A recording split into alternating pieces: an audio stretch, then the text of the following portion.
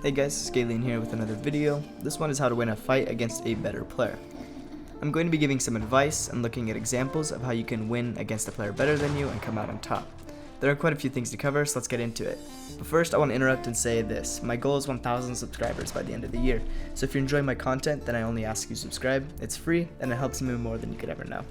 Also, side note, majority of these clips are live on my Twitch channel, link in the description. If you like what I do here, then you'll like my streams. Alright, let's get on with the video.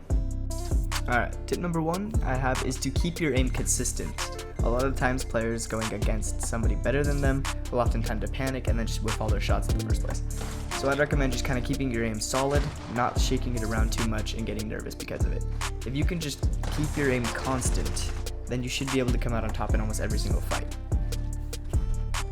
Some tips I have to do this is just to take a deep breath in. Obviously, if you're going against a better player, you tend to get nervous and just think you're automatically dead. This is not the case, especially with the pumps being back into the meta. You can fairly easily one pump a guy and just get back into the game just like that. My other tip is having good crosshair placement. Crosshair placement is underutilized by a lot of lower tier players, but it will probably serve you better than good flicks will. Crosshair placement is putting your crosshair where the enemy is going to be at head height and clicking when you need to. Fortnite is a game of jumping. Jumping has a very distinct path, and once you know it for life. If you can place your crosshair in that jumping path and then time the click correctly, you can end a fight in a single click.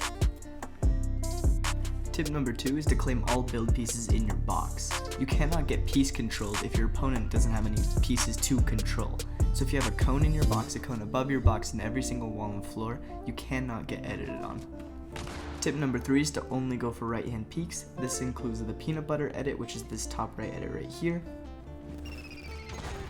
This includes ramp over edits where it blocks the opponent's vision, and right hand window peeks and the likes. Here we can see me going for a peanut butter on this spot, and then this spot I edit down, and then I pull off the ramp where it blocks him, and then I have an easy shot. Obviously the bots don't behave very well, but you kind of get the idea. And then here's an example of where you shoot as they break the wall and then you replace. This is one of my favorite strats. Tip number 4 is don't go for high ground. Generally, if the player is better than you, they'll be able to block you off and piece control you easier if you try to make a play. So until you improve at the game yourself, you should generally stay in your own box and stay sort of somewhere comfortable where you have all the build pieces to yourself and you can't get outplayed, outmaneuvered, and outskilled.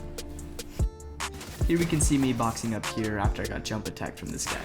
Now I do ramp up once, but this isn't me going for high ground, this is me going for just the one pump like that.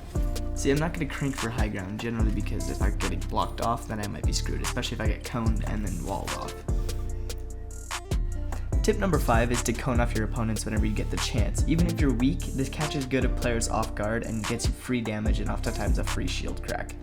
Here we can see me just go for the top right edit, cone my opponent off, shoot him, reset, and then I wait for him to make the play because he got the wall. I just do a quick little flick and do 160 pump to the face. Tip number 6 is to use your movement to your advantage. Movement is so underutilized by lower tier players, they don't realize how much of an advantage it makes. Things like strafing can dodge easy 200 pump shots and it can save your life. Or you can strafe into a pump shot to get higher damage. Or you can do simple things like simply bobbing to the right and getting better piece control opportunities on your opponent. So in short, practice your movement whenever you get the chance. Okay, who's this idiot third party? Tip number 7 is to use strats that you've learned, like watching videos like Ryuzanami and Martos. Just apply them in game, and especially if they're new and not really known, then they'll really work against good players. Things like this crash pad strat, which is like a shadow crash pad, or the porta-fort strat, where you can replace any floor cone or wall with a porta-fort.